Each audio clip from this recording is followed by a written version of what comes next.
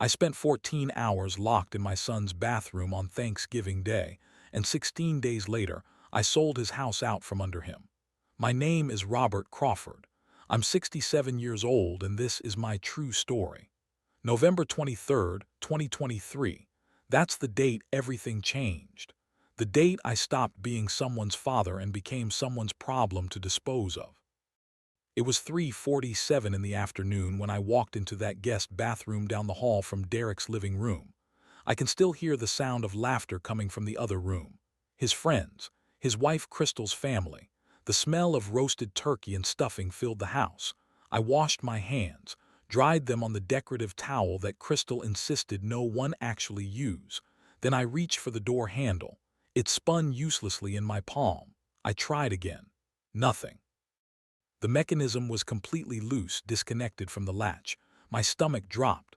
"Hello," I called out. The door's stuck.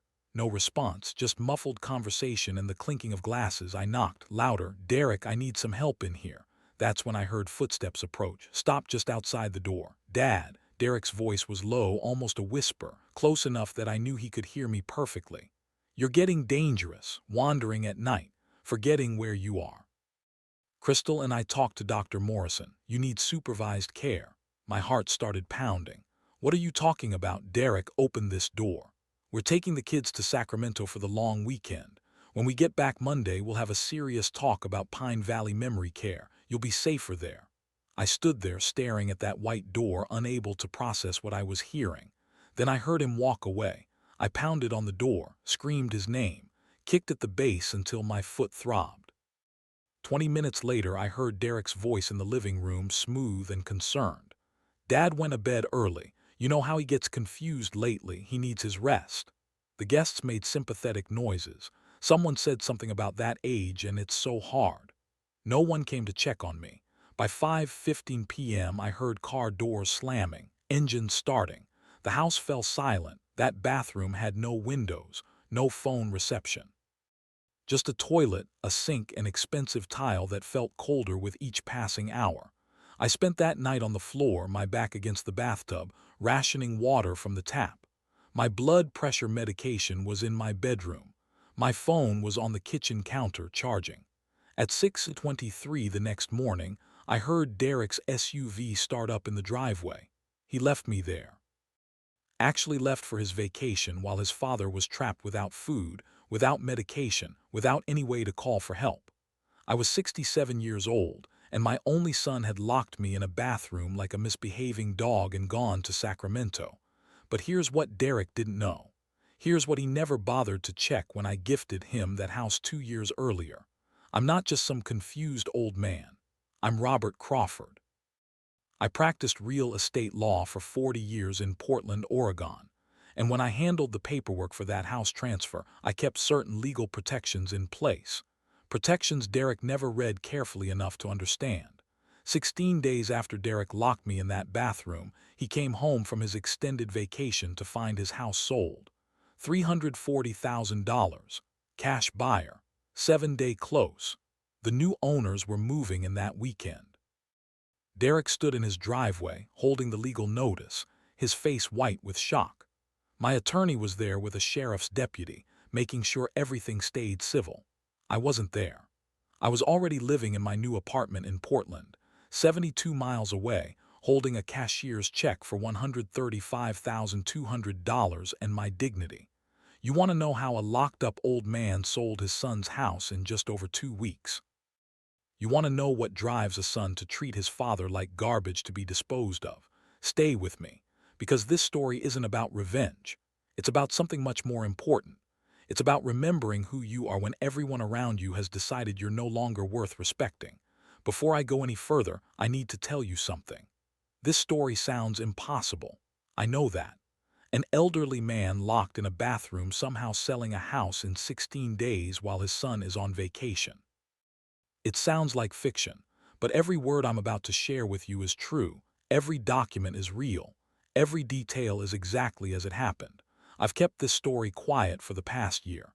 Legal reasons, protecting my grandchildren, trying to process what my own son did to me. But I've decided it's time to tell my truth before Derek's version spreads through our family and community. because he's already started, already telling people I'm the unreasonable one, that I'm the one who destroyed our relationship. If this story resonates with you, if you want to hear how this impossible situation unfolded, I need you to do something for me. Hit that subscribe button. Click the notification bell. Because this isn't just about one locked bathroom or one sold house. This is about legal documents most people don't understand, family secrets that hide in plain sight, and a twist that proves something I learned in my 40 years as an attorney. Never underestimate someone just because they've gotten older. Age doesn't equal incompetence, and underestimating your opponent is the fastest way to lose. Derek learned that lesson the hard way. But to understand how I ended up locked in that bathroom on Thanksgiving, how my own son could justify leaving me there without food or medication, you need to understand how much I'd already given up for him. You need to see the man I was before grief made me vulnerable. You need to know about the life I had with my wife Margaret, the successful career I built, and the choices I made after she died that put me directly in Derek's crosshairs. Because this didn't start on November 23rd, 2023. This started 3 years earlier, on a cold March morning in Portland, when the doctors told me my wife had 3 months to live. That's when I stopped being Robert Crawford, real estate attorney, and started becoming someone easy to exploit. Before I go any further, I need to tell you something.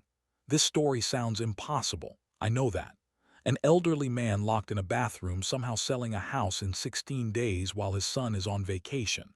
It sounds like fiction, but every word I'm about to share with you is true. Every document is real. Every detail is exactly as it happened. I've kept this story quiet for the past year. Legal reasons, protecting my grandchildren, trying to process what my own son did to me. But I've decided it's time to tell my truth before Derek's version spreads through our family and community, because he's already started, already telling people I'm the unreasonable one, that I'm the one who destroyed our relationship. If this story resonates with you, if you want to hear how this impossible situation unfolded, I need you to do something for me. Hit that subscribe button. Click the notification bell, because this isn't just about one locked bathroom or one sold house. This is about legal documents most people don't understand, family secrets that hide in plain sight, and a twist that proves something I learned in my 40 years as an attorney. Never underestimate someone just because they've gotten older. Age doesn't equal incompetence, and underestimating your opponent is the fastest way to lose. Derek learned that lesson the hard way. But to understand how I ended up locked in that bathroom on Thanksgiving, how my own son could justify leaving me there without food or medication, you need to understand how much I'd already given up for him. You need to see the man I was before grief made me vulnerable. You need to know about the life I had with my wife Margaret, the successful career I built, and the choices I made after she died that put me directly in Derek's crosshairs. Because this didn't start on November 23rd, 2023. This started 3 years earlier, on a cold March morning in Portland, when the doctors told me my wife had 3 months to live. That's when I stopped being Robert Crawford, real estate attorney, and started becoming someone easy to exploit. Margaret and I were married for 42 years. 42 years of Sunday mornings with her lemon meringue pie cooling on the kitchen windowsill. The tart smell of citrus mixed with sugar. The way she'd slap my hand when I tried to steal a taste before it set properly. We lived in a modest craftsman house in southeast Portland.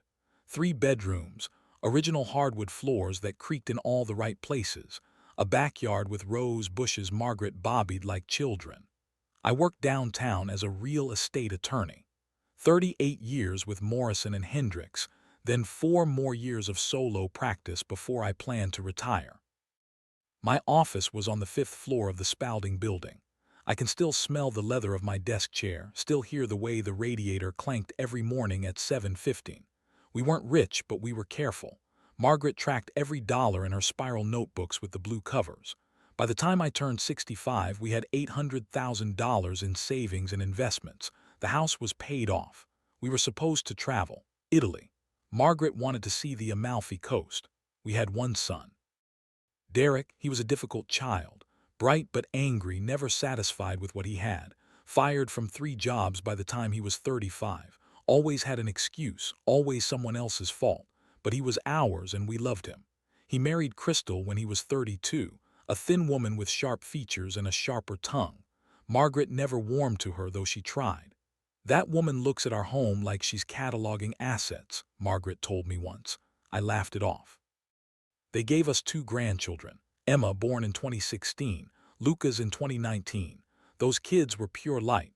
Emma with her gap-toothed smile and her obsession with astronomy. Lucas, who couldn't pronounce his R's and called me Grandpa Bob. I loved them with a fierceness that surprised me. Margaret and I babysat every Tuesday and Thursday. We had routines. Ice cream at the park. Stories before nap time. Emma teaching me about constellations while Lucas fell asleep in my lap. Those were good years, the last good years. March 2021. Margaret started losing weight, not trying to, just losing it. She got tired climbing the stairs, started having pain in her abdomen that she dismissed as indigestion. By the time she finally went to the doctor, the pancreatic cancer had spread to her liver, stage 4, inoperable. Dr. Rosen gave us 3 months. She lasted 87 days.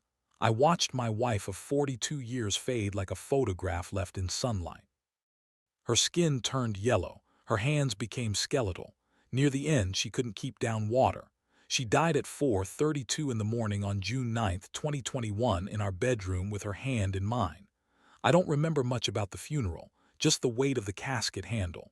The way Derek stood apart from me, his arm around Crystal, whispering to her during the service. The silence of the house afterward. That silence was unbearable. For 42 years, I'd woken up to Margaret's voice, her humming while she made coffee, her reminders about appointments, her commentary on the morning news.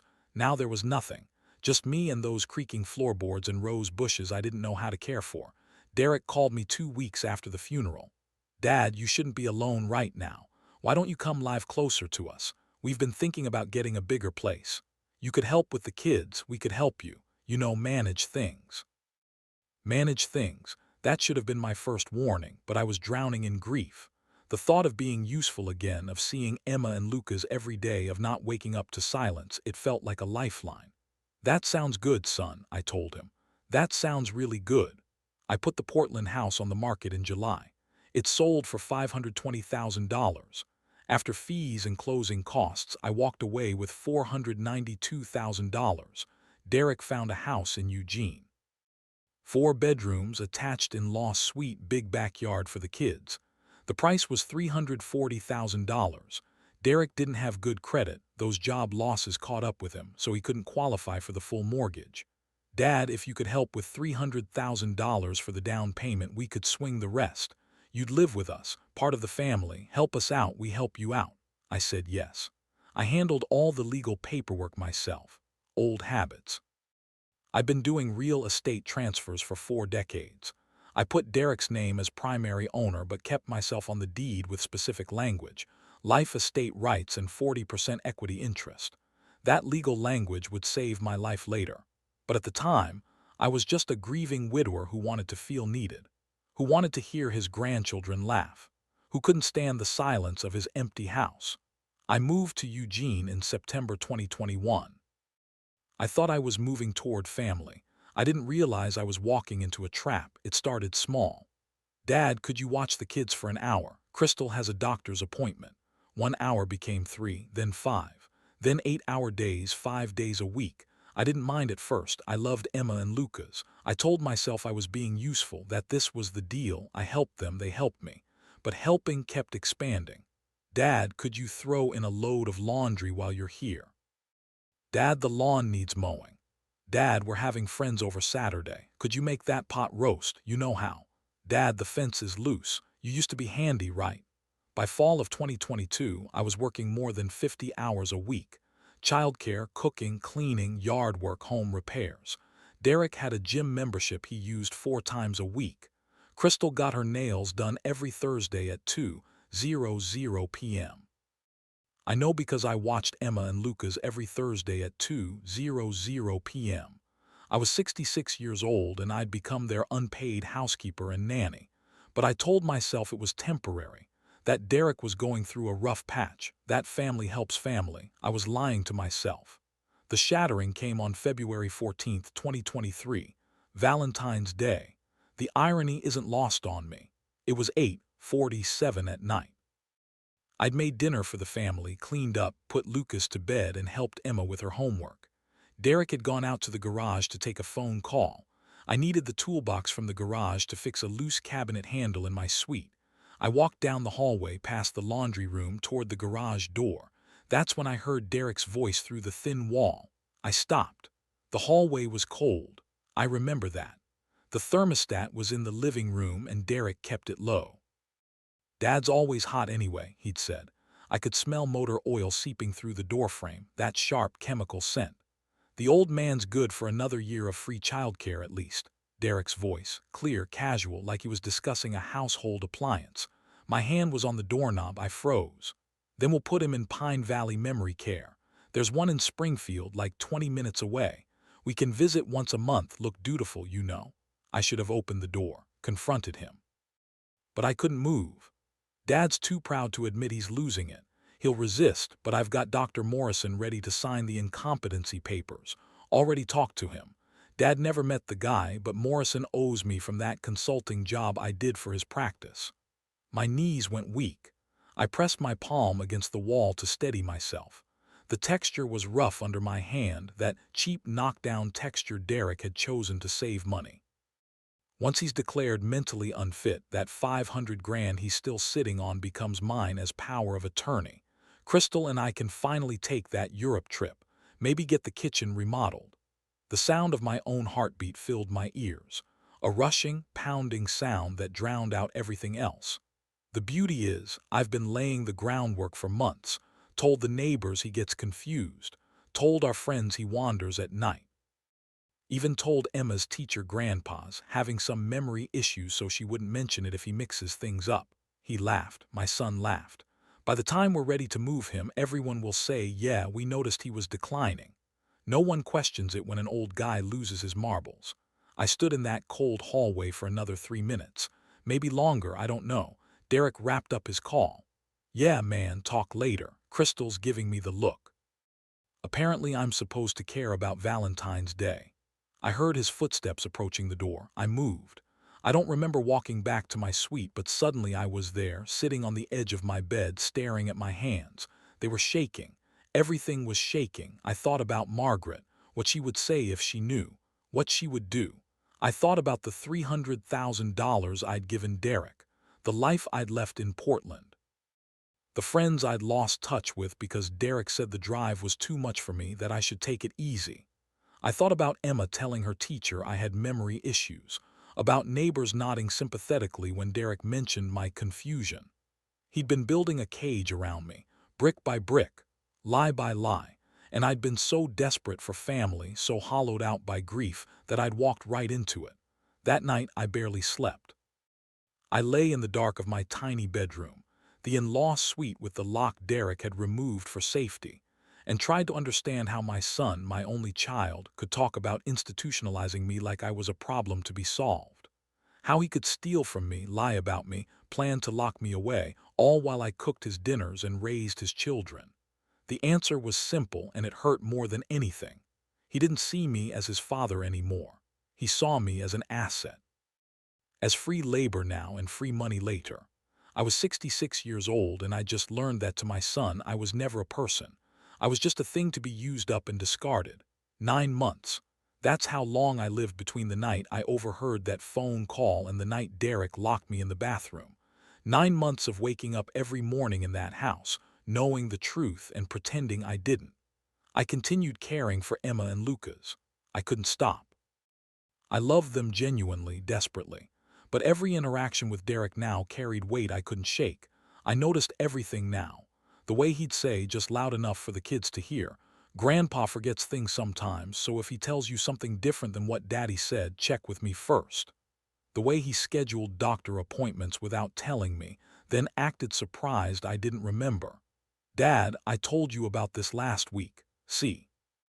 This is what Dr. Morrison means about the memory issues." Dr. Morrison. A psychiatrist I'd never met, but Derek kept mentioning him like we had regular sessions. Derek started opening my mail. Just helping you stay organized, Dad. You know how bills can slip through the cracks at your age. At my age. He was 38. I was 66. 28 years wasn't a lifetime, but he talked to me like I was ancient. I started keeping a journal on my phone. A simple note app, password protected. I documented everything. March 3rd, 2023. Derek told Emma I forgot her school play was tonight. I didn't forget, he never told me about it. April 17th. Derek opened my bank statement at breakfast, made comments about managing finances together. I said nothing.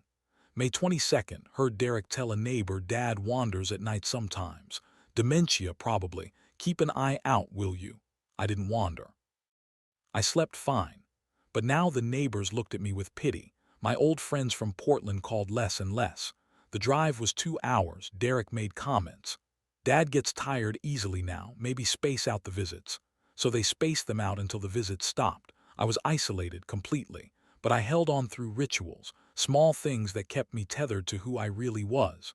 Every morning at 6:00 a.m. before Derek woke up, I walked the neighborhood, 3 miles, the same route. Past the elementary school, around the park, back through the subdivision. The air was cold and clean.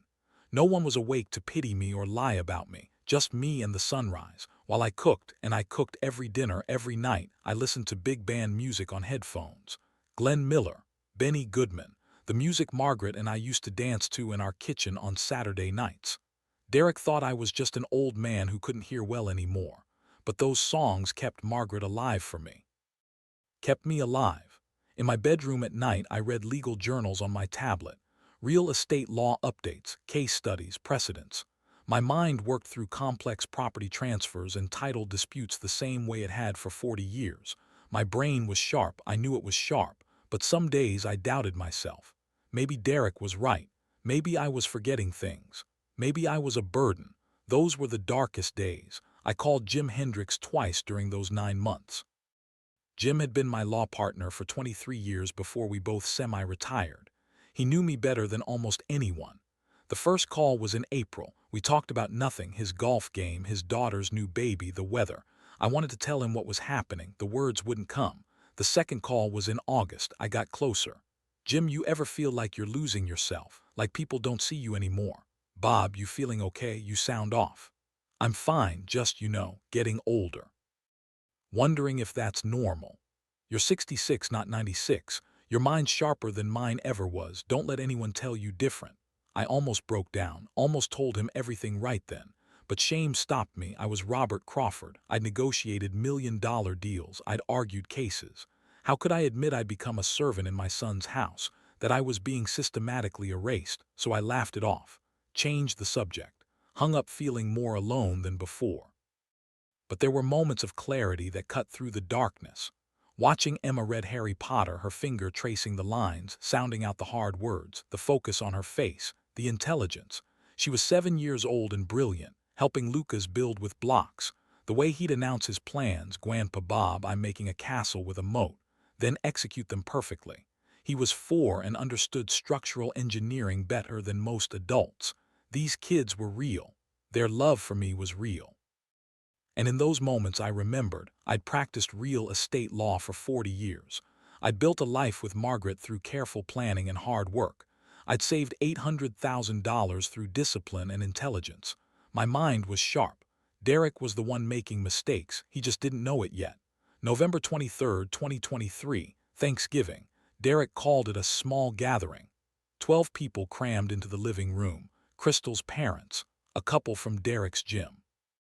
Some neighbors I barely knew. I'd spent the morning cooking. Turkey, stuffing, mashed potatoes, green bean casserole. The same recipes Margaret used to make. My back ached from standing. My hands smelled like sage and butter. At 3:47 p.m. I excused myself to use the bathroom. The guest bathroom was down the hallway past the laundry room. An interior room. No windows, just white tile, a toilet, a sink, and decorative towels Crystal insisted no one actually use. I washed my hands. The water was lukewarm. I dried them on my pants because I knew better than to touch Crystal's towels. I reached for the door handle. It spun freely in my palm, completely loose, not catching anything. My stomach dropped. I tried again. Same result. The mechanism was disconnected from the latch. "Hello?" I knocked on the door. "The handle's broken." Nothing, just muffled laughter from the living room. Someone clinked a glass. I knocked harder. "Derek, I need help. The door's stuck." Footsteps in the hallway. They stopped right outside. "Dad," Derek's voice. Low, clear, close enough that I knew he could hear me perfectly. "You're getting dangerous, wandering at night, forgetting where you are. Dr. Morrison says you need supervised care." My heart started hammering. "What are you talking about? Derek, open this door right now. Crystal and I are taking the kids to Sacramento for the long weekend. We leave in an hour. When we get back Monday, we'll have a serious talk about Pine Valley Memory Care. It's time, Dad. Derek, you'll be safer there. It's for your own good." I heard his footsteps walk away. For 30 seconds I couldn't move, couldn't process what had just happened. Then panic hit. I pounded on the door, screamed his name, kicked the base until pain shot through my foot. "Derek, you can't do this. Derek." 20 minutes later, I heard his voice in the living room. That smooth, concerned tone he used when he wanted sympathy. "Dad went to bed early. You know how he gets confused lately. The noise was too much for him. He needs his rest." Murmurs of understanding. Someone said, "Poor thing, it's so hard watching them decline." "Yeah," Derek said. "We're looking at memory care facilities. It's time." More sympathetic noises. No one questioned it. No one came to check on me. I stood at that door listening to them eat the food I'd cooked and realized he'd planned this. The broken handle, the timing, the witnesses who would all remember confused Bob went to bed early. By 5:15 p.m. I heard cars starting, goodbyes, the house falling quiet. At 5:47 p.m. I heard Crystal yell, "Derek, we're going to hit traffic. Move it." The front door slammed. Derek's SUV started. They left. My son actually left me locked in a bathroom without food, without my blood pressure medication, without any way to call for help. The bathroom had no windows. My phone was in the kitchen charging. No one knew I was here. I tried the door again and again. The handle just spun. I sat on the cold tile floor, my back against the bathtub. The overhead light hummed, a fluorescent buzz that made my head ache. I drank water from the tap, cupped my hands. Rationed it like it might run out, though I knew it wouldn't. Hours passed. The tile pressed against my spine. My legs cramped. My foot throbbed where I'd kicked the door. Around 2:00 a.m. something shifted. Maybe it was exhaustion. Maybe it was hitting absolute rock bottom. But my mind cleared in a way it hadn't in months. I was sitting in a locked bathroom, abandoned by my son, treated like a disposal problem. But I was also Robert Crawford. I'd practiced real estate law for 40 years. I'd negotiated contracts worth millions of dollars. I'd handled property disputes that would make most attorneys weep. And I'd been careful, always careful. When I gifted Derek this house, I'd handled the paperwork myself. I'd used specific legal language. Life estate rights, 40% equity interest. Protections Derek never bothered to read because he assumed old Dad didn't know what he was doing anymore. Those documents were in the proof safe in my bedroom. The safe Derek didn't know the combination to because I'd never told him. Those documents gave me legal rights Derek had forgotten existed, or maybe never understood in the first place. I had a choice. I could wait for Derek to come home Monday, let him put me in Pine Valley, let him take my money, let him win, or I could fight back. At 6:23 a.m. on November 24th, I heard Derek's SUV start in the driveway. He was leaving for Sacramento, really leaving. No guilt, no second thoughts. Fine. I found a wire hanger on the towel rack, the kind with the cardboard tube for pants. I straightened the wire, slipped it through the crack between the door and frame. It took 43 minutes of patient manipulation. My hands shook, my shoulders screamed. But I'd fixed enough things in this house to understand basic mechanisms. The latch clicked. The door opened. I stumbled into the hallway at 7:06 a.m. 14 hours and 36 minutes after Derek locked me in. I was dehydrated, furious. My entire body ached, but my mind was crystal clear. I walked to my bedroom, opened the safe, pulled out the deed documents, and I started making phone calls. Derek thought he'd disposed of a problem. He had no idea he'd just freed a very angry, very competent real estate attorney who had 16 days and nothing left to lose. First, I needed evidence.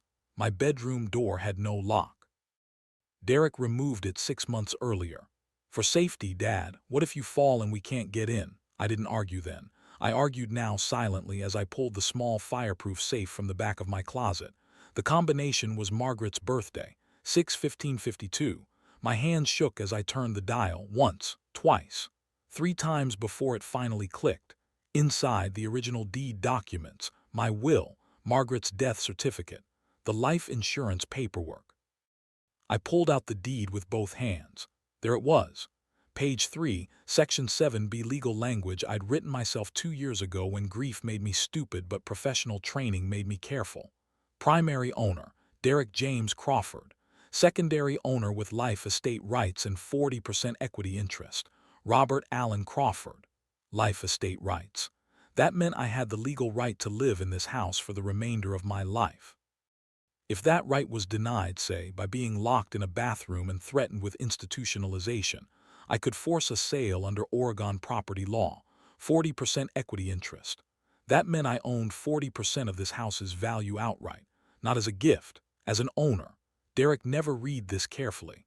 He saw his name as primary owner and stopped reading. That was his first mistake. At 9:17 a.m. on November 24th, I called Jim Hendricks. Jim and I had been law partners for 23 years. He was 71 now, semi-retired, spending most of his time on his boat in Astoria. But his mind was sharp and he knew real estate law better than anyone I'd ever met. "Bob, everything okay? You never call this early." My voice cracked. "Jim, I need help. Can you meet me somewhere? Not here, somewhere public." Silence. Then, "Denny's on Highway 99, 40 minutes. I took photos of the bathroom door. The handle Derek had removed, sitting on the garage workbench. The interior latch mechanism clearly disconnected. I grabbed my phone with 9 months of documented abuse. My deed documents, my medication bottles. I'd missed 2 doses and my head pounded. I left through the back door, walked 3 blocks to the main road, called an Uber. Jim was already in a booth when I arrived at 10:03 a.m. He stood up, took one look at me, and his face went hard. "What happened?" I told him everything, the bathroom, the 14 hours, Derek's plan, the deed I'd been smart enough to protect. I showed him the documents, the photos, the phone journal with dates and times. Jim's jaw tightened. He'd met Derek a few times over the years, never liked him. "Always thought that boy had a mean streak," Jim muttered. He ordered coffee and pancakes for both of us. I couldn't eat. My stomach was twisted in knots. Jim pulled out his phone and made 3 calls right there. First, Marcus Webb, a property appraiser Jim had worked with for 30 years. "Marcus, I need a rush appraisal today if possible. Eugene address." "Yeah, I know it's Saturday. I'll pay double." Second, a property attorney named Richard something.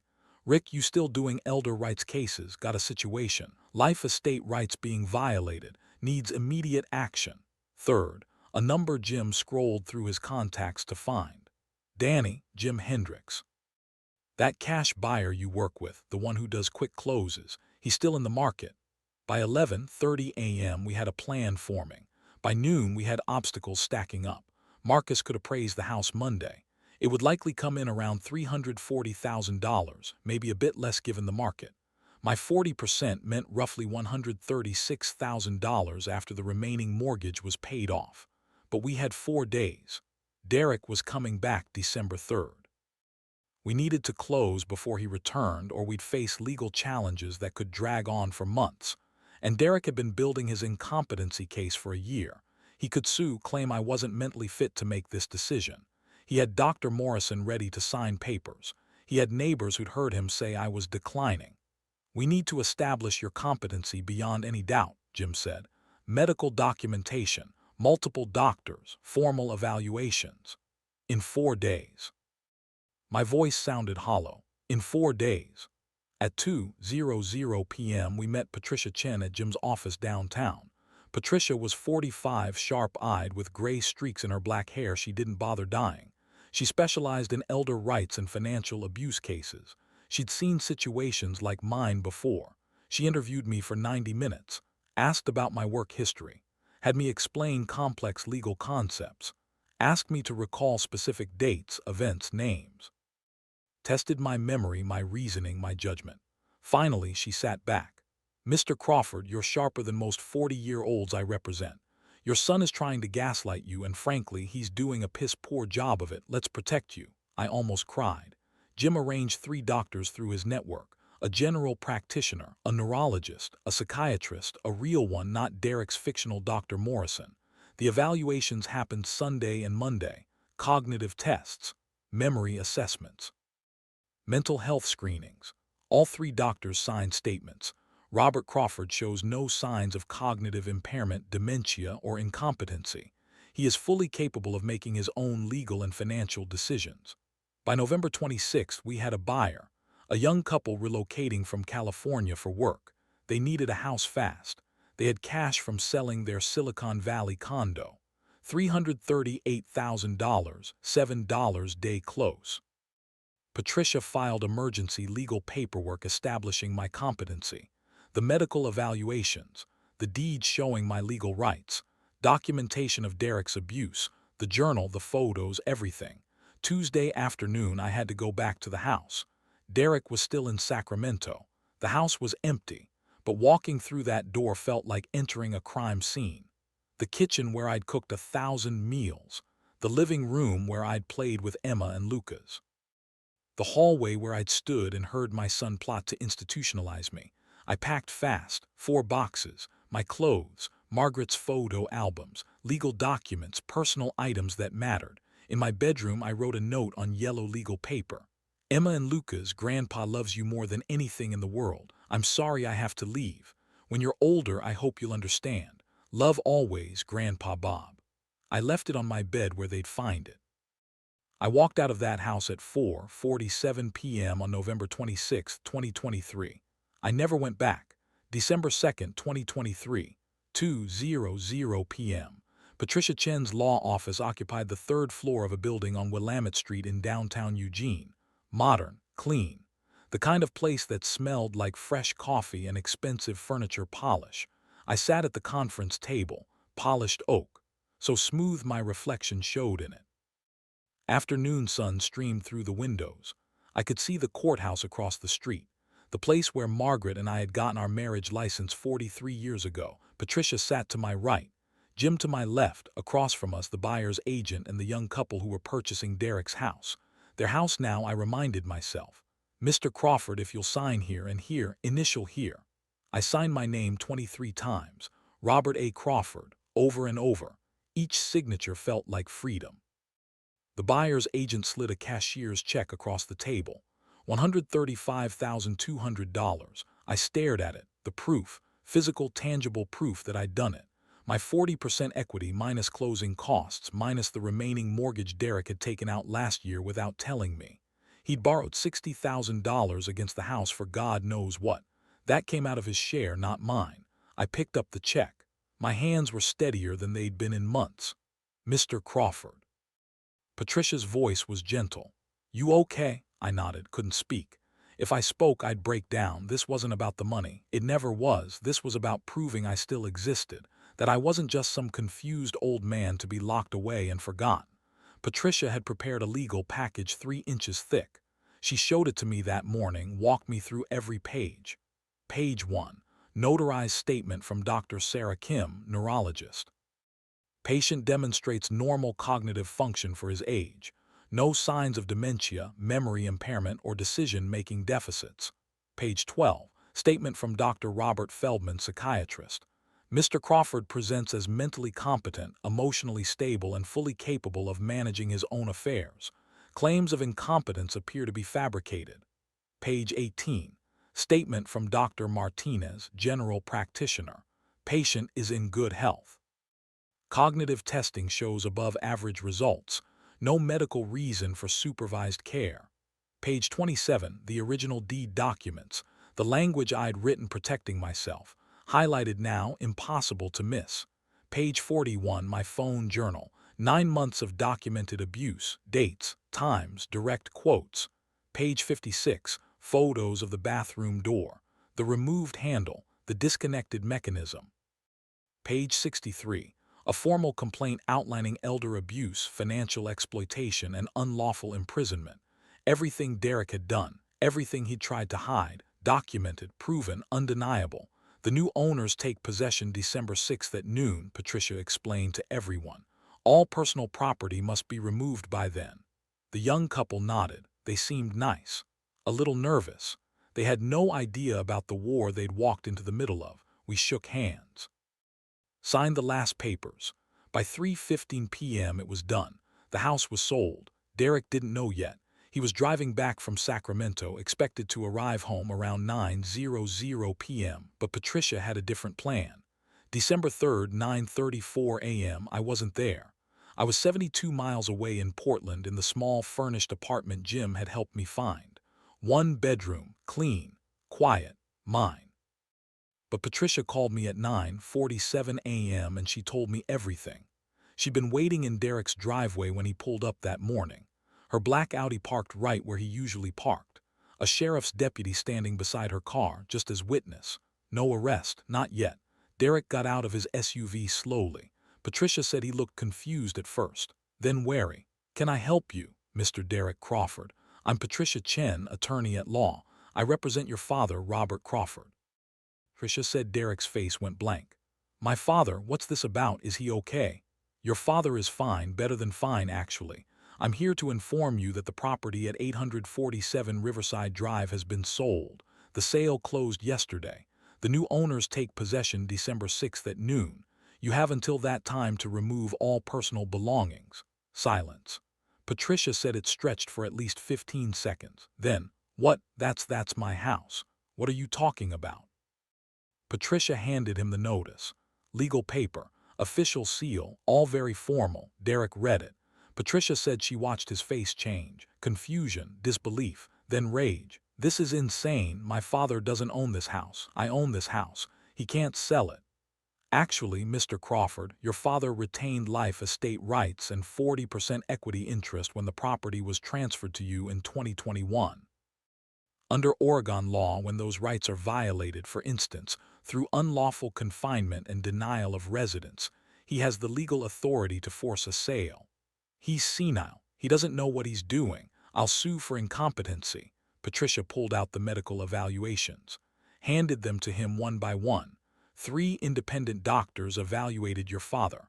All confirmed full mental competency.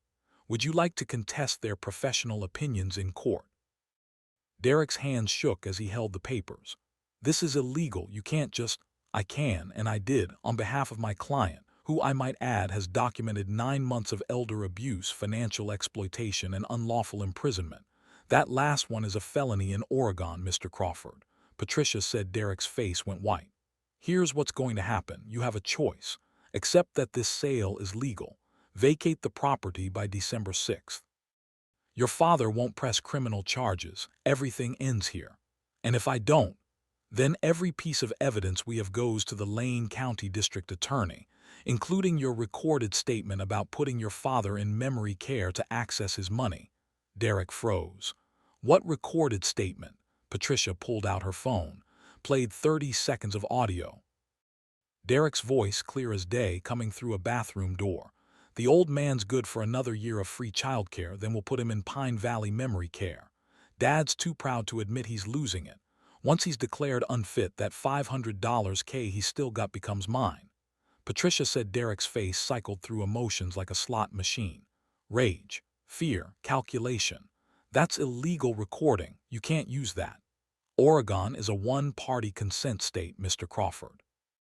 Your father was one of the parties to that conversation. The recording is perfectly legal." More silence.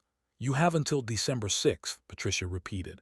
"I suggest you start packing." She left him standing in his driveway, or rather the driveway of the house he no longer owned. When Patricia called me with this report, I was sitting in my new apartment, drinking coffee that tasted better than any coffee I'd had in 2 years.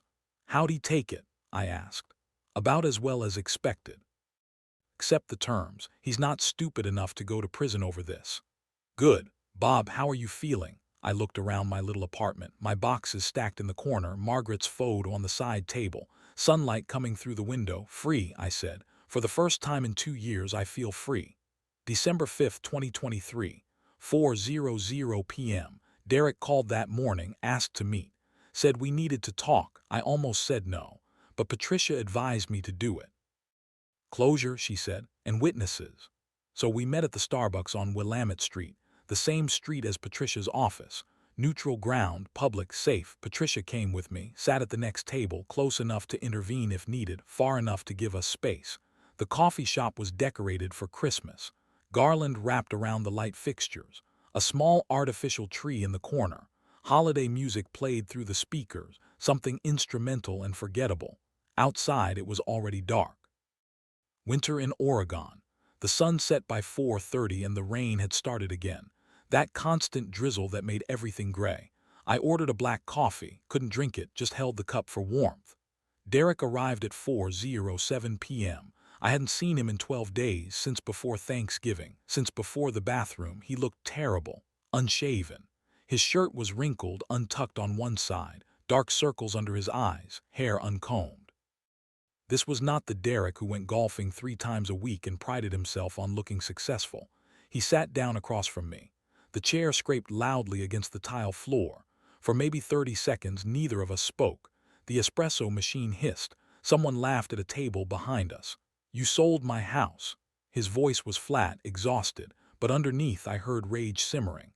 "I sold my house," I said, kept my voice calm, even. "The house I paid $300,000 toward. The house where you imprisoned me." "That's not," he stopped, started again. "You don't understand. Crystal's devastated. The kids don't understand why we're packing. Emma keeps asking where we're going and I don't have an answer.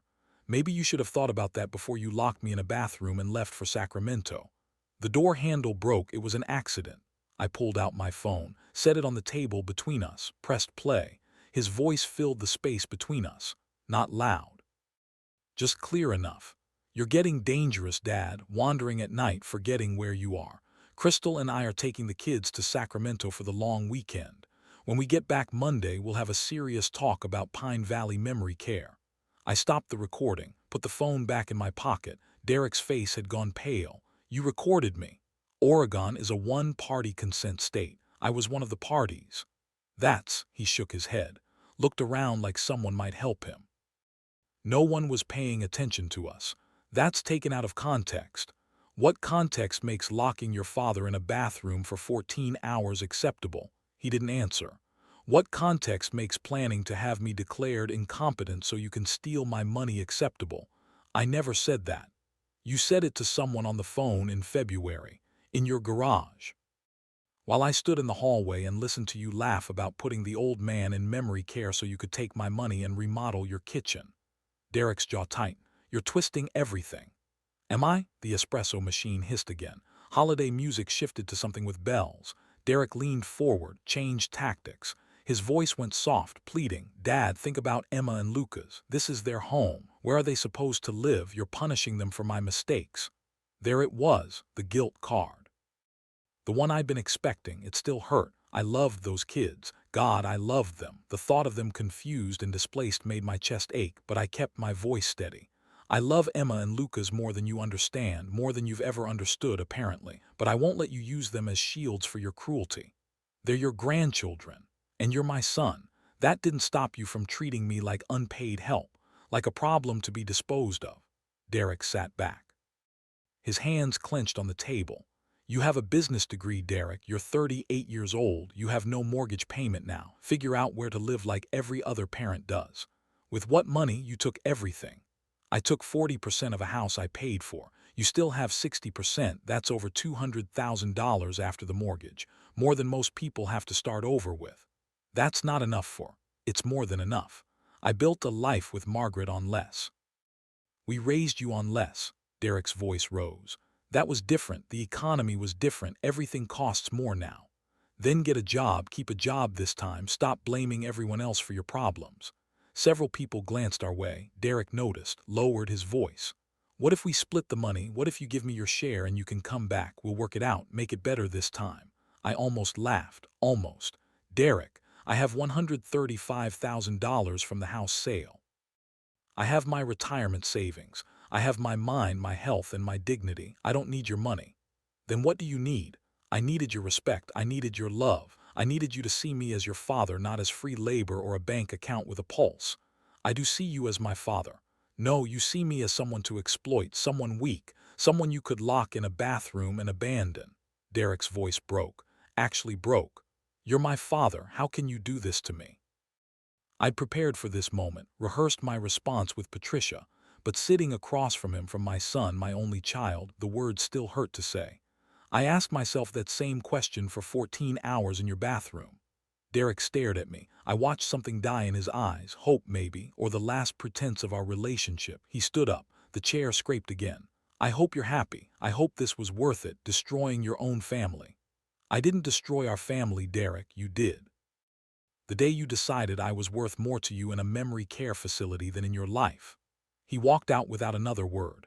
I sat there for another 10 minutes, watching the rain through the window, listening to holiday music I'd never hear the same way again. Patricia came over, sat where Derek had been sitting.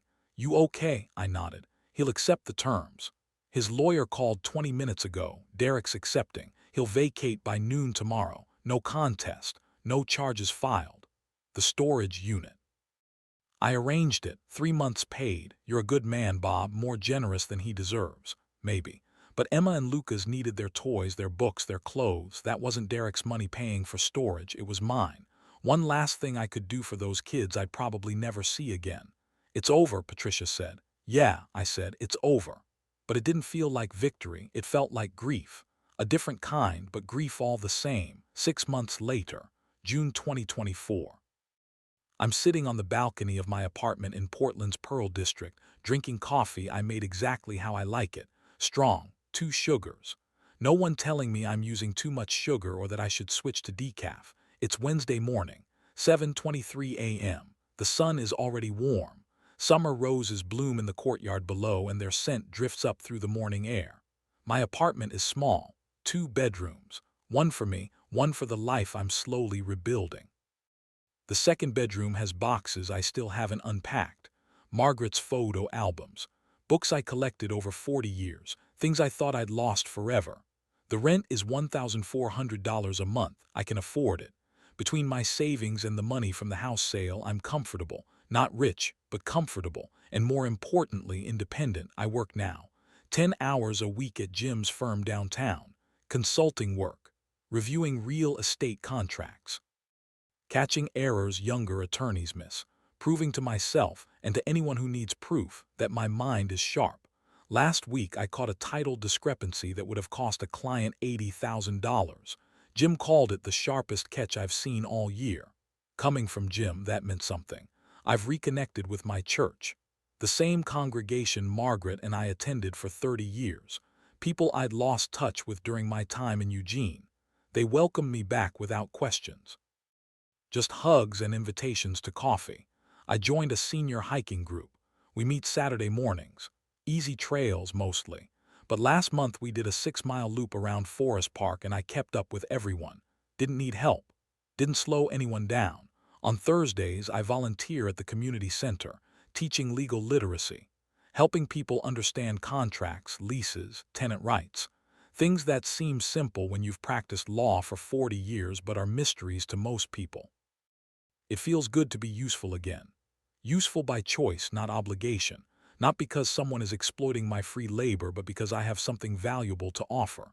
But there are losses, permanent ones.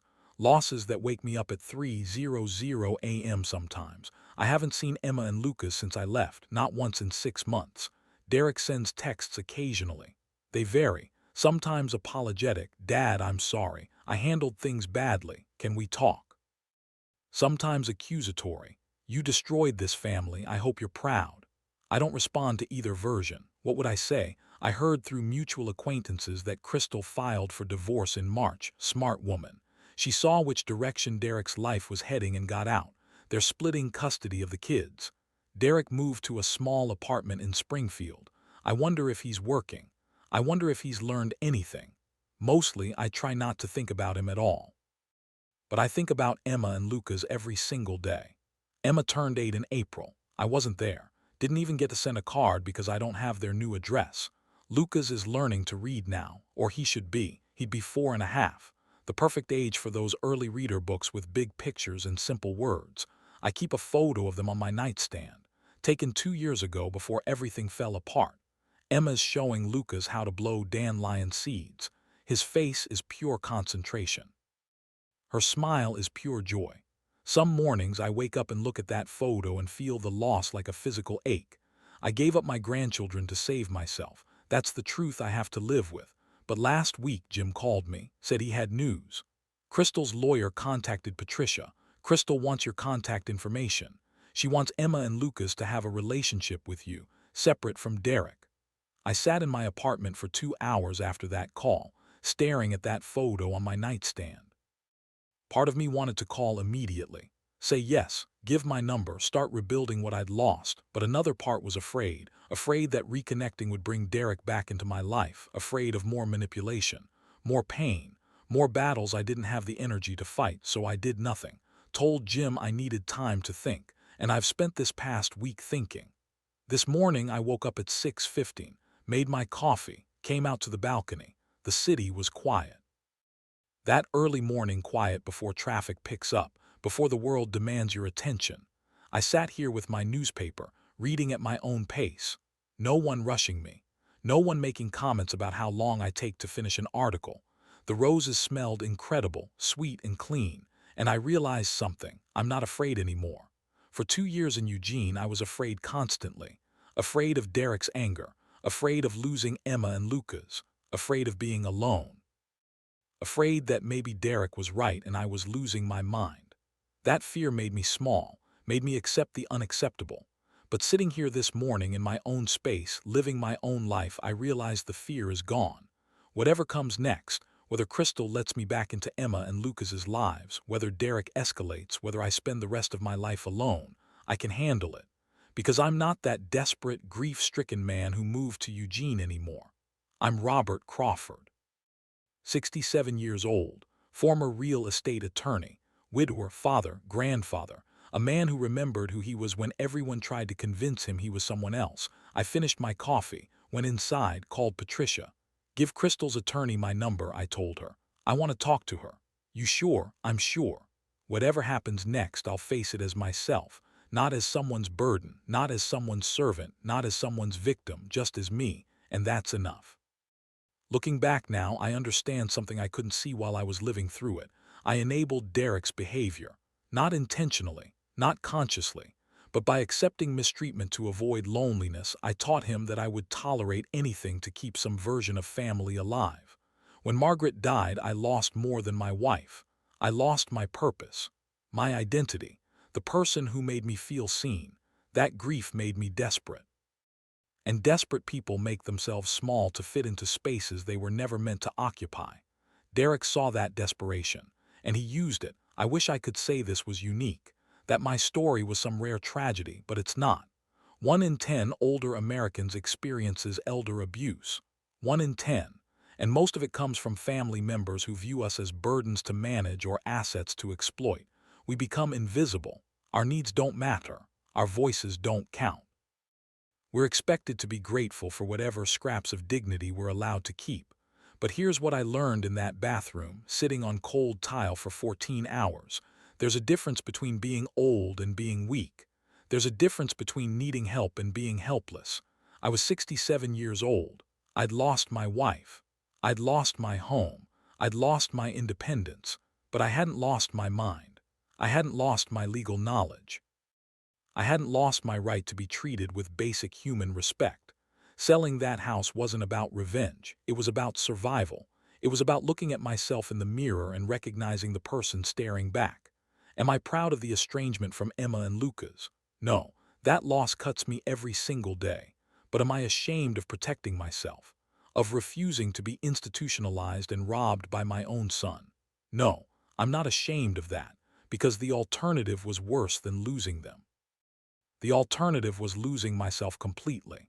If you're watching this and you're in a similar situation, if someone is exploiting you, gaslighting you, making you question your own competence, please listen to me. Document everything, dates, times, conversations, take photos, keep a journal. Your memory is evidence. Reach out to elder rights attorneys. They exist. They've seen cases like yours. You're not alone even when you feel completely isolated. And most importantly, remember that being older doesn't mean surrendering your rights. It doesn't mean accepting abuse. It doesn't mean becoming invisible. You still have a voice. You still have legal protections. You still matter. I got a letter last week. It came through Patricia, forwarded from Crystal's lawyer, Emma's handwriting. Those careful letters a third grader makes, each one deliberate and proud. She'd drawn a picture, me and her at the park, the one near Derek's old house. I'm pushing her on the swings. She's drawn herself mid-air, hair flying back, mouth open in a smile.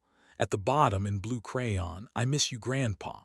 I held that letter for 20 minutes, just held it, couldn't move. I'm framing it today, putting it next to Margaret's photo on my nightstand. Because that's what this was all about. Not the house, not the money, not even justice, really. It was about being someone Emma and Lucas could be proud of when they're old enough to understand what happened. Someone who knew his worth, someone who refused to disappear, someone who chose dignity over despair. Life doesn't offer perfect endings. Emma and Lucas are still navigating their parents' divorce. I'm still rebuilding relationships I lost. Derek is still Derek, but life offers choices, small ones, daily ones, the choice to recognize when you're being harmed, the choice to fight back even when you're afraid, the choice to believe you deserve better. I made those choices, and I'm still here. Still myself. Still Robert Crawford. If this story resonated with you, if it made you think or feel something, please hit that like button. Subscribe to this channel, because there are more stories like mine out there. Stories of people who refuse to become invisible.